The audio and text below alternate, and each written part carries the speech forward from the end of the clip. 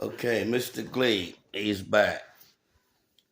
Just to touch a little bit more on the Brent Favre situation. More on the newly revealed text messages between NFL Hall of Famer Brett Favre and Mississippi's former governor that are raising questions about an investigation into the misuse of government welfare funds. Joining us now, reporter for Mississippi Today, Anna Wolf. She's been at the forefront of this story from the beginning. Anna, thanks so much for being here with us. For people who are just now this been going on from 2017. Take a step back for us on how this all began. Crazy. Southern Mississippi, University of Southern Mississippi, and they keep sweeping us under the mat. But now the FBI and people bring back up again. But not with any of it's like some 140 sports analysts want to talk more about it again.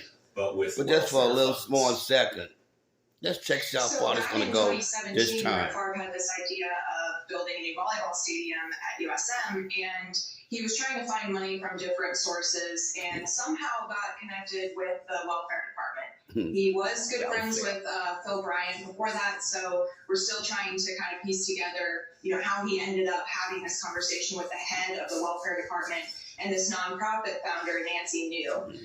When he met with them, they immediately committed $4 million out of this welfare fund to build a volleyball stadium. And to get the project really rolling, they kind of had to get the governor on board. And the text messages that we revealed this week show sort of how that process went. Revealed this you're a week native of Mississippi, as our from viewers 2017. As I said earlier, poverty is the highest in the country in that state. Welfare money obviously critical to helping people survive. Well, the poorest state in the country. No, really, and Anna's reporting has just been jaw-dropping, and it wouldn't have frankly happened if she hadn't been willing to probe so many government documents, push for so many documents to be released to the public. You really have just been indefatigable. You've just been so incredible here, Anna. What can you tell us about how this is going forward with the FBI investigating? Is anything happening there? So we do know that the FBI is investigating for the last 2 years. We know that they met with Favre at one point back early in the beginning after 6 people were arrested in 2020. But, as this has just been unfolding, the main players of this scheme, namely Phil Bryant and Brett Favre, have sort of tried to make excuses for their involvement. So Favre, obviously is connected to this volleyball stadium, but he says he didn't know the money came from welfare. I think these text messages will be interesting to investigators because they show, a little bit more of that intentionality. There was even a text from Brett Favre that asked the nonprofit founder, is there any way that the media can find out where this money came from and how much? Nah, you're kidding me. So that kind of shows where their head was at in terms of